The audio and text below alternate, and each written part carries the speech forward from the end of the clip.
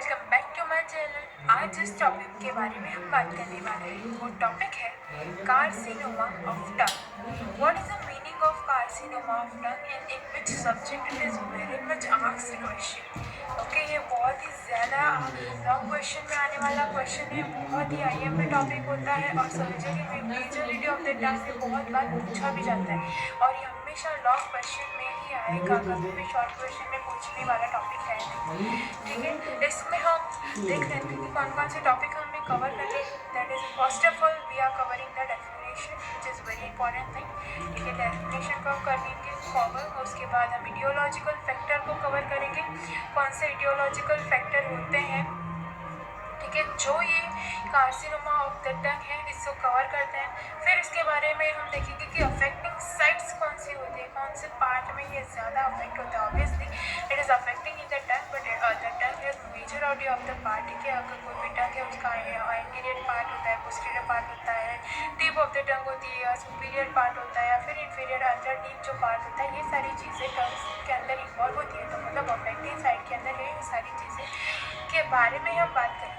उसके बाद we are going to learn about the classification which is a very most important thing. ठीक है, बहुत ज़्यादा क्लासिफिकेशन के बारे में पूछा जाता है कि that is what is the classification of the carcinoma of the tongue which we are going to discuss. Okay, उसके बाद we are going to learn about the clinical features. ठीक है, ये इसके बारे में भी हमें पता होना चाहिए कि कौन कौन से क्लिनिकल फीचर्स होते हैं। उसके बाद we are going to learn clinical features भी बहुत ज़्यादा इंपॉर्टेंट है।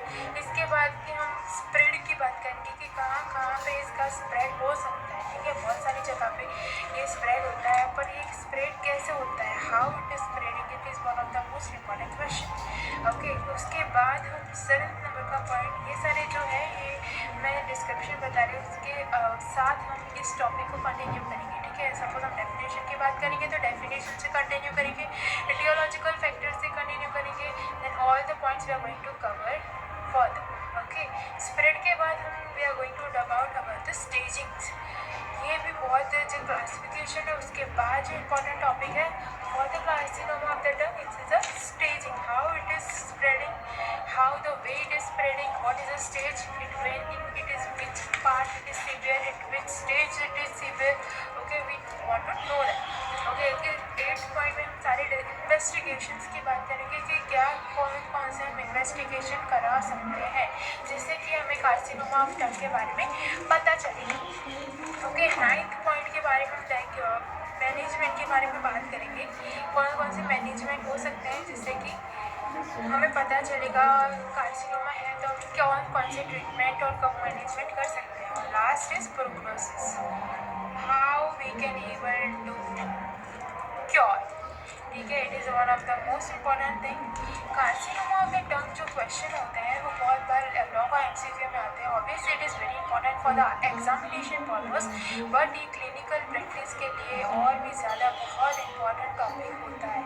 ठीक है, बहुत सारे ऐसे कंडीशंस होते हैं जहाँ पर ये बहुत सारी बार हमें देखने को मिलता है, बट इसे आइडेंटिफिकेशन हम कैसे कर सकते हैं, इसके क्लिनिकल फीचर्स से हम आइडेंटिफिकेशन कर सकते हैं, बट अब से देखकर हम कैसे पता चल सकता है, ये सारी चीज़ों के बारे में हम डिस्कस करेंगे। So it is a very most important topic that we all need to remember. Now we are going to start with the definition. Definition के पहले हमें पता होना चाहिए कि what is the meaning of the carcinoma. Carcinoma का मतलब क्या होता है, एक टाइप की मैलिग्नेंसी। कोई भी मैलिग्नेंसी अगर डेवलप हो रही है then it leads to the carcinoma. Okay, it's very important thing. पहले सबको पता तो होना चाहिए what is carcinoma, that is a malignancy. Malignancy मतलब कैंसरस कंडीशंस।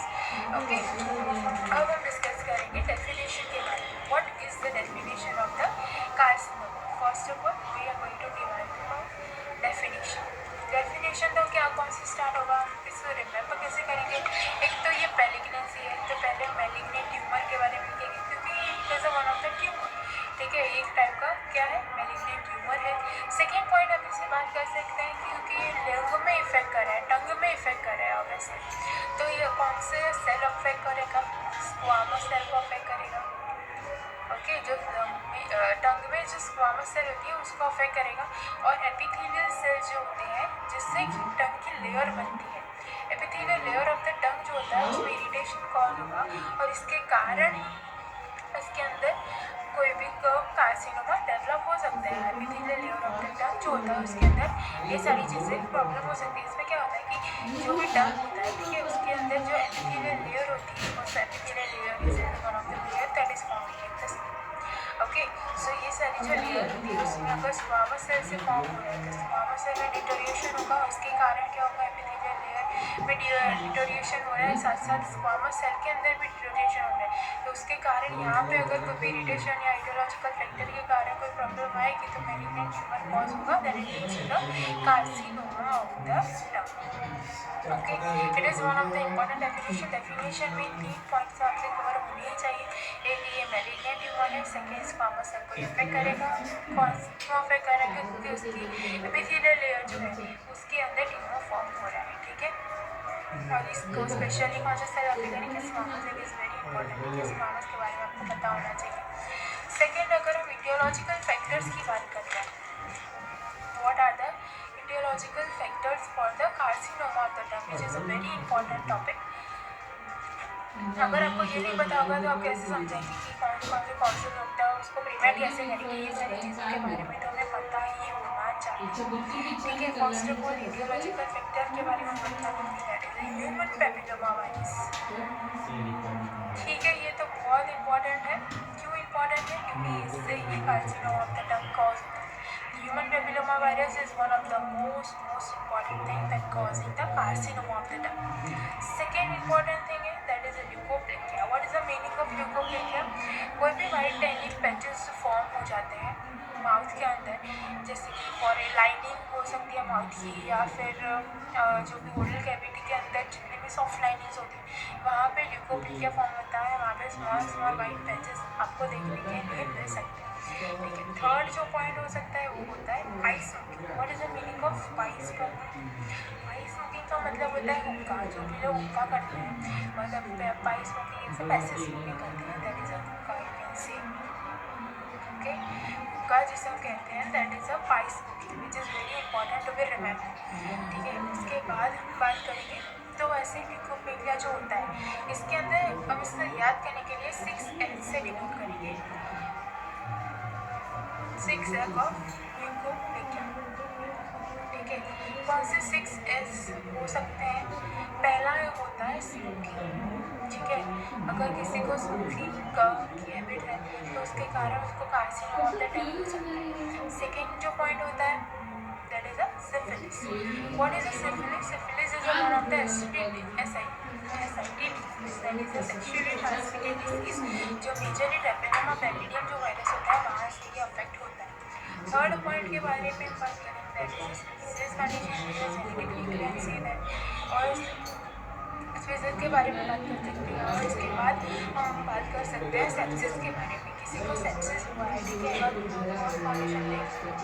फर्स्ट फॉर्मेशन हो गया है तो then it is affecting the sepsis formation, और अगर उसको बार बार इरिटेशन होता है, सेप्सिस में बहुत ज़्यादा फैला हुआ हो जाएगा, then it leads to the carcinoma of the tongue. Fifth point की हम बात करेंगे, that is a smokeless tobacco. What is a smokeless tobacco? Smokeless tobacco का मतलब क्या होता है? च्यूइंग टोबैको, च्यू होता है ना, जैसे कि गुटखा वगैरह जो होते हैं उससे हम टोबैको च्यूइंग कहते हैं। जो smokeless obviously it is causing very much dangerous, ठीक है। और लास्ट पॉइंट जो होता है वो होता है spirits. What is spirits? Spirit से कैसे डैमेज हो सकते हैं?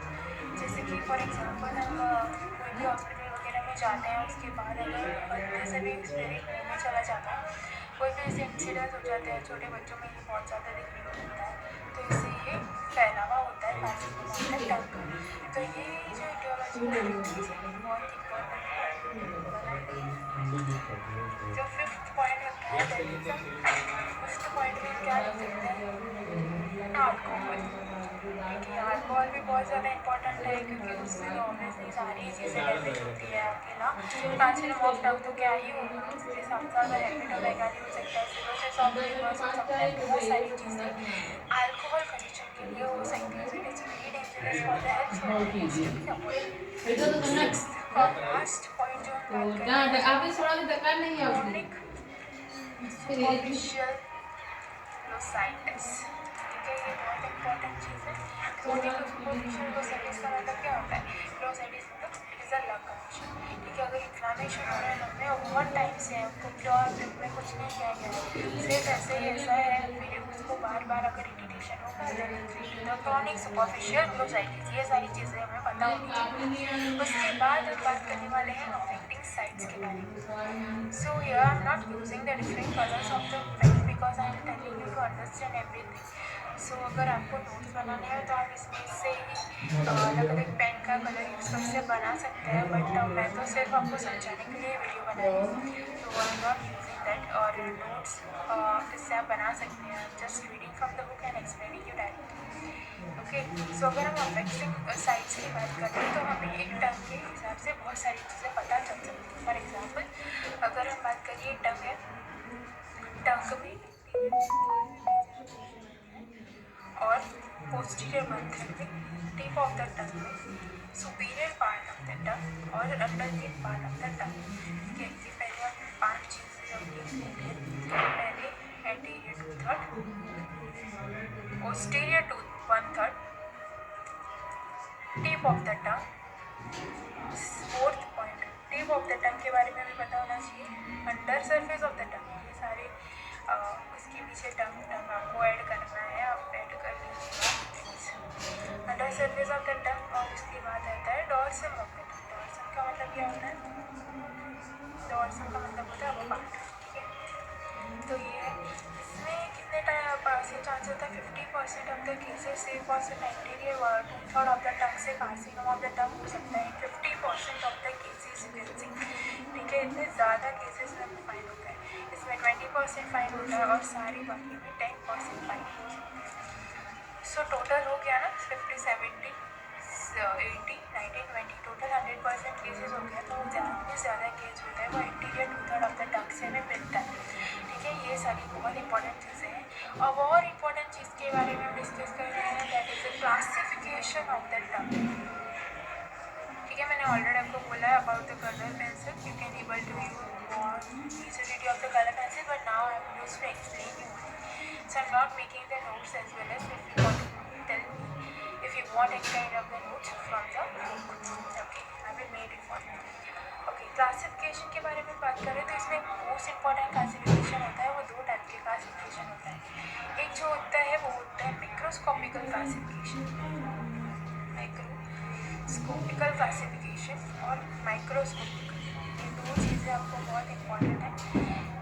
2 टाइप से इसके अंदर कार्सिनोमा को ऑफ द टंग के अंदर क्लासिफिकेशन करते हैं। माइक्रोस्कोपिकल क्या होता है?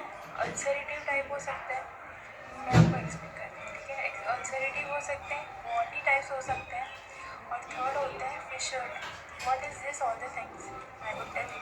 ठीक है, अल्सरेटिव टाइप के अंदर क्या होता है कि जो भी हमारी टंग की एजेस होती हैं, ठीक है, एजेस मतलब कॉर्नर जो हम ये सारी चीज़ों के बारे में बात करें, लेकिन अगर एजेस ऑफ द टंग के अंदर कोई भी इम्पेयरेंस होगा, अगर इरेग्युलर या फिर रेस्ड एलिवेटेड एजेस हमें देख सकते हैं, जैसे कि जैसे सपोज ये लाइनिंग है, मैं ये अगर लाइनिंग ड्रॉ कर रही हूँ तो उसमें एलिवेटेड, इरेग्युलर, कुछ भी ऐसा कंडीशन देखने को जो भी नॉर्मल लाइनिंग में नहीं हो सकता। ठीक है, इरेग्युलर हो सकते हैं या फिर एलिवेटेड हो सकते हैं, वो मतलब उभरे हुए हो सकते हैं, या फिर रेज्ड हो सकता है, मतलब इनडायरेक्टली आपको दिख जाएंगे ऐसे। तो ये सारी चीज़ें आ सकती है अल्सरेटिव में। और मेजरली इसके अंदर येलोइश कलर का सर्फेस नेचर इसमें दिख सकता है अल्सरेटिव। अल्सर में मेजरली ऐसा ही होता है ना, तो indirectly it is a kind of the ulcerative type. और वॉटी टाइप मतलब क्या होता है? वॉल्स हमें पता होता है, समोसा, बहुत सारे हमें वॉल्स सबको होते हैं या नहीं होते, तो सबको पता ही होगा वॉटी का अपीयरेंस कैसा होता है।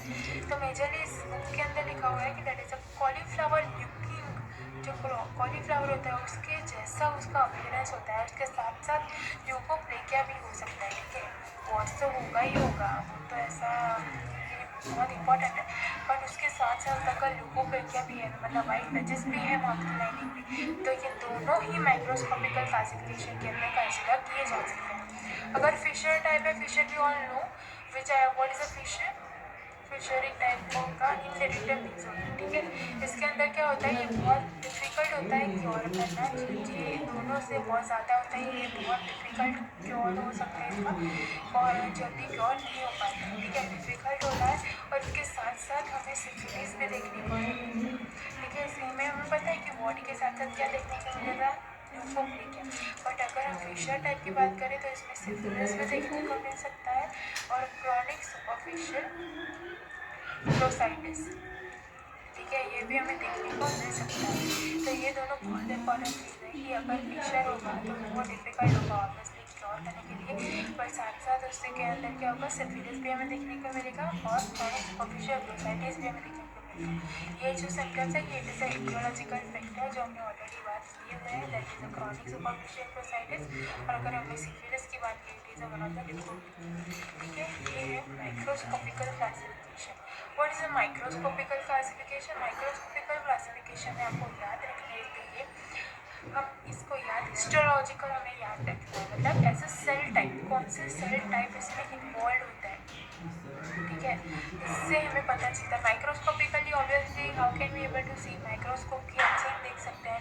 माइक्रोस्कोप की हेल्प से हम क्या देखेंगे, उसके अंदर सेल कौन सा इन्वॉल्व है वो ही देख सकते हैं ना, और कुछ तो देख नहीं पाएंगे, ठीक है। तो माइक्रोस्कोप के अंदर कौन से सेल के क्या, कौन से सेल किस पार्ट में अफेक्ट हुए, फॉर एग्जाम्पल जैसे कि स्क्वामस सेल कार्सिनोमा, मैंने ऑलरेडी बताया है कि squamous cell carcinoma squamous cell involve है। सेकेंड हम बात कर सके adeno cell carcinoma, adeno carcinoma भी हो सकता है, ठीक है। ये भी बहुत इंपॉर्टेंट है कि स्क्वामस सेल भी इन्वॉल्व है, एडिनो कार्सिनोमा भी है। और अगर इंटीरियर 2/3 में बहुत ज़्यादा जो अफेक्ट होने वाले सेल होते हैं, जो अफेक्ट कार्सिनोमा को प्रोड्यूस होता है, वो होता है एपिडर्मल कार्सिनोमा, ठीक है। ये बहुत इंपॉर्टेंट है, ये मेजरली इंटीरियर 2/3 में ही फाउंड होता है, ठीक है। अगर हम पोस्टीरियर की बात करें तो पोस्टीरियर में 3 टाइप के सेल्स आपको देखने को मिलेंगे। एक होता है बेसल सेल कार्सिनोमा, आप लिख लेना basal cell carcinoma, then transitional cell carcinoma और lympho epithelium carcinoma, epithelioma carcinoma, ठीक है। ये जैसे टाइप्स ऑफ द सेल, ये सारी जो मैंने लिखे हैं कि सेल की टाइप्स है, ठीक है। Suppose squamous cell carcinoma squamous cell में इफेक्ट हुआ तो स्क्वामस सेल कार्सिनोमा, अगर एडिनोसिस में अफेक्ट हुआ तो एडिनो कार्सिनोमा, या फिर एपिडर्मल सेल में अफेक्ट हुआ तो epidermal carcinoma, basal cell carcinoma, transitional और लिम्फोएपिथेलियोमा। ये जो 3 मैंने बताया, बेसल सेल कार्सिनोमा, ट्रांजिशनल और एपिथेलियोमा, ये तीनों ही पोस्टीरियर 1/3 ऑफ द कार्सिनोमा की सेल टाइप है, ठीक है। मतलब अगर पोस्टीरियर 1/3 ऑफ द कार्सिनोमा में अगर अफेक्शन होगा तो ये 3 ही अफेक्ट होंगी, और अगर इंटीरियर में अफेक्शन होगा तो बेसिकली एपिडर्मल सेल कार्सिनोमा होगा, और ये it is a major cause है, ठीक है। इसका कोई पर्टिकुलर कॉज नहीं कि कहाँ पे हो सकता है, बट ये दोनों होंगे तो होंगे क्योंकि ये बहुत इंपॉर्टेंट है, ठीक है। आज की वीडियो के हमने अंदर बहुत चीज़ों के बारे में डिस्कस कर लिया, that is a definition, etiological factor and affecting sites on classification. In the further videos we are going to learn about this. ये 4 पॉइंट हमने आज की वीडियो में कवर किए हैं, बाकी के जो पॉइंट है वो हम नेक्स्ट वीडियो में कवर करेंगे, that is one the part 2. Thank you for watching this video. If you have any confusion related to this topic, you can ask me in the comment section. And I had not prepared this kind of the notes. I had just explaining you about this topic. क्योंकि आप समझ पाइए topic को, इसलिए मैंने ये video upload किया है। मैंने कोई नोट्स पर्पस से नहीं अपलोड किया। अगर आपको नोट्स पर्पस चाहिए इसका तो आप मुझे बता सकते हैं। मैंने डायरेक्टली बुक में से रीड करके ही नोट्स प्रिपेयर किए हैं और मतलब आपको समझाया है। अगर आपको नोट्स चाहिए then I would prepare for you all. Thank you for watching this video. Thank you so much.